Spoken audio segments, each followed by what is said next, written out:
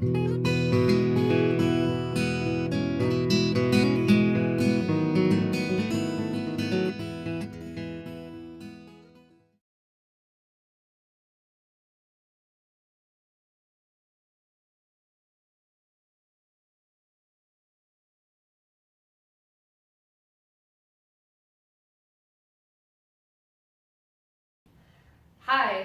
today we're going to talk about how to change the wheels on your studio reformers. This is a balanced body machine, and no matter what the age, the undercarriage assembly is pretty much the same. So this tutorial will help you no matter what model your studio reformer is. I recommend changing your wheels about every 5 years, maybe a little bit sooner if you don't clean your rails very well, because after time just sitting here, the bearings will start to develop flat spots. And so when you or your client is pressing out and coming back in, you start hearing this thump, thump, thump, thump, thump, thump, right? And if you don't clean your rails, then you get all these little pieces of hair and dirt and dust inside the bearings. And you get not only the thump, thump, thump, thump, thump, but you get a nice kind of sandy, grinding feeling, and that just takes away from the whole experience of the reformer. So first thing you need to do is take off your ropes.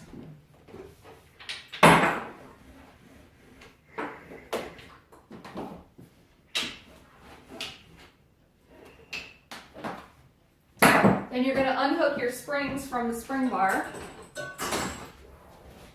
and carefully tilt the carriage up, and we're going to turn it and lay it over the rails. The carriage weighs somewhere between like 42 and 48 pounds, so you might need some help with this. All right, now you can see that we have 8 wheels under here. The side wheels, which are these red ones, they aren't always red, but they're the ones that control the side-to-side motion, and the rolling wheels, which are usually black, and they run along the rails and support the weight of the carriage. For each wheel, you're going to need a 1/2 inch socket and ratchet and a 1/2 inch open-ended wrench. I like to bring a rag too, because usually there's a lot of dust and debris once you take these things apart, so we can just wipe everything down before we put it back together.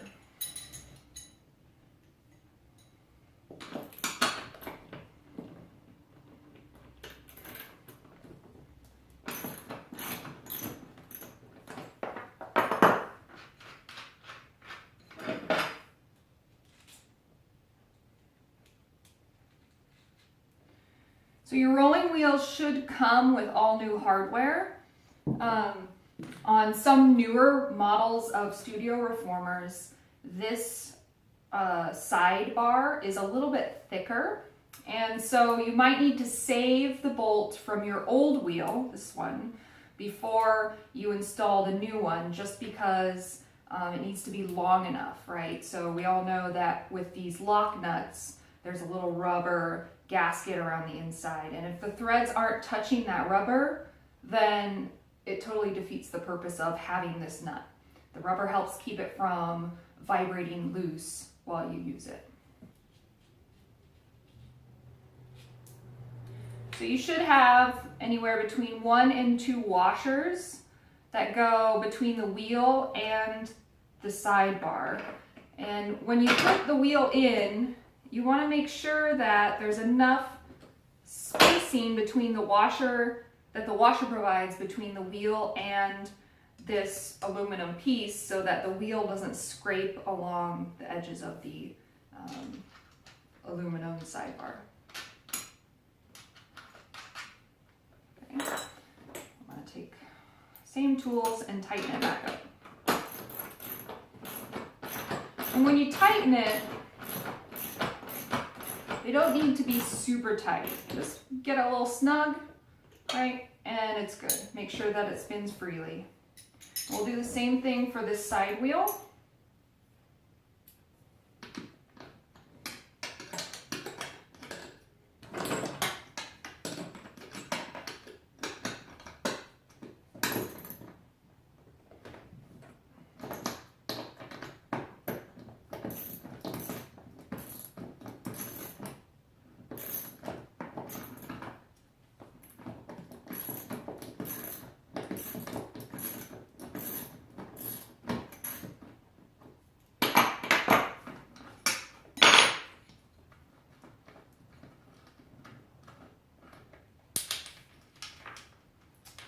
So with the side wheels, you want to save the hardware that comes with it. So we want to save the bolt and we want to save the washers and the nut. Right, so you can see these are a little bit greasy and dusty. So I'm going to throw away my side wheel and clean off the washers and the nut just to get the grease and dirt off before I put on a clean new wheel.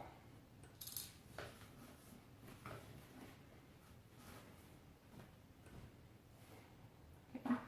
So start with, and there's a little spacer in there and you want to make sure that you can get the bolt in there just right. And again, we're going to have one washer as a spacer. Some newer reformers have a thicker nylon, white nylon spacer with a couple washers. You want to put it back on just the same way that you took it off. Okay, so I'm going to put it through that hole, and this should have a slot, right? This should be a slot so that we can adjust them later. And then put the washer and the bolt on underneath. And this is a little tricky sometimes, depending on the geometry. Okay, so we'll just finger tighten it and then get our wrenches back.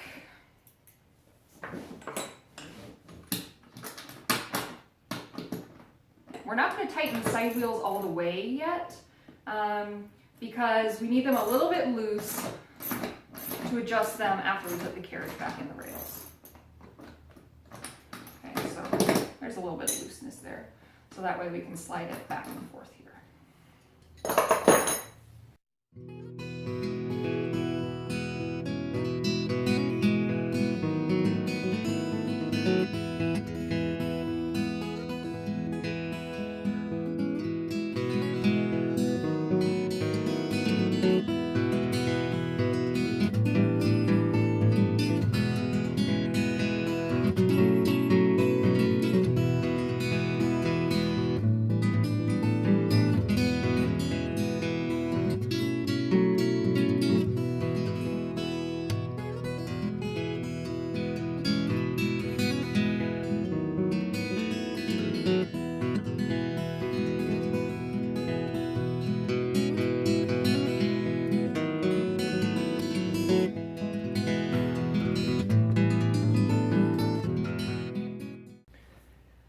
Okay, before we put the carriage back in the rails, we want to make sure that all the side wheels can wiggle side to side this way.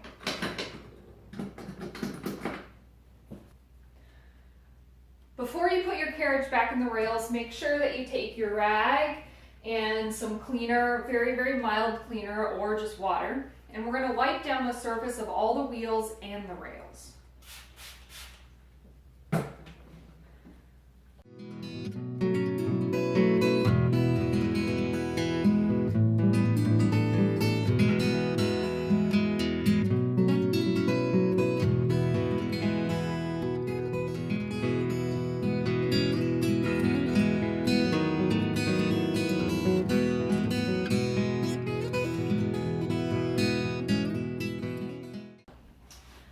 The most important thing to remember when cleaning your rails is that a little bit of elbow grease goes a long way. So if you feel something sticky or bumpy, work at it a little bit with a damp cloth. Put some muscle behind it.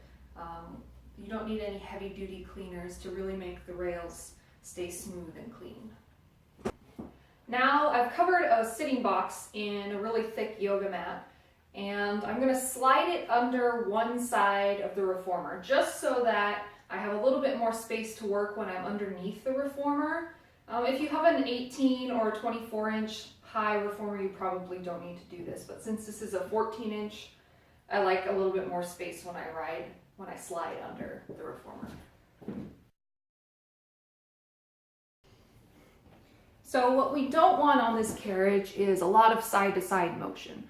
So if your carriage slides back and forth across the rails like this way, or even over here, you can see this movement, that's too much. We want to limit it to much less than, a 1/4 inch. 1/8 of an inch is okay. So we're going to start with this side first, the closest side to the foot end of the reformer. Now I'm going to take 2 pieces of cardboard. These might be the flaps off of your recent Amazon.com purchase, but I just took some regular old cardboard I had lying around the house and fold it in half. Okay, so this is pretty thick cardboard. Whatever cardboard you have is good, as long as it's thicker than a cereal box. You want it to be corrugated. So now I've got my 2 pieces folded in half. I'm going to slide them down between the wheel and the rail so I can see the black wheel here. So I'm going to slide it down here between the wheel and the rail.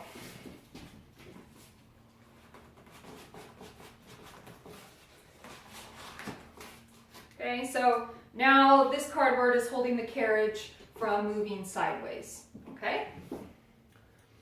Now I've got 2 1/2-inch wrenches here.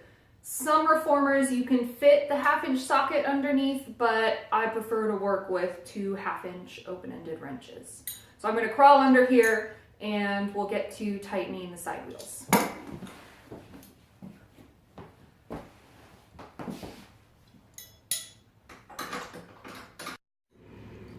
All right, so we're looking under the carriage and we can see that the side wheel can move in and out. We want to push it all the way all the way out in the slot so that it's flush up against this side rail out here. Okay, so I'm going to take my 2 wrenches, secure one with the nut, and use the other one to tighten the bolt down. Making sure to press the wheel tight up against the side. Okay, so it should spin, but it should still rub up against the side rail. Okay. Now that you've adjusted the side wheels on this side, you're going to adjust the side wheels up here close to the headrest. To do that, we need to move the carriage down to the head end of the reformer. So let's take out our pieces of cardboard. Slide the carriage down and reinsert them between these black wheels toward the headrest and the side of the frame. Okay. Now we can climb under and adjust these side wheels.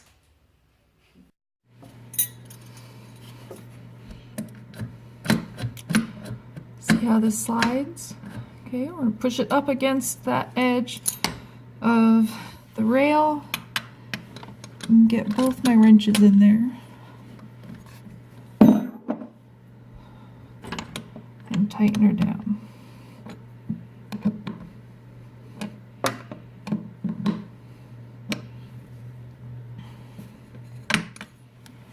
so now you should feel a little bit of resistance as you spin it. That means it's tight up against the side rail.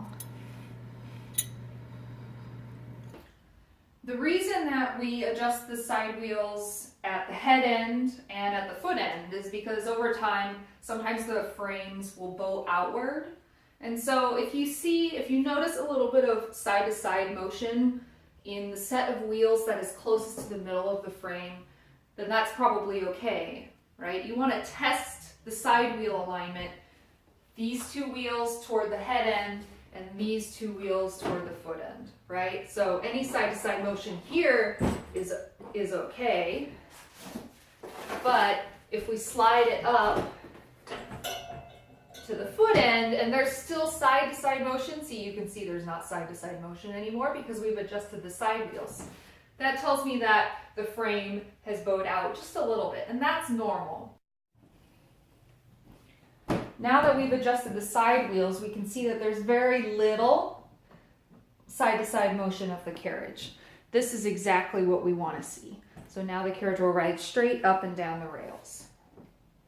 Now that your side wheels are adjusted, you're ready to reinstall your ropes and use your reformer.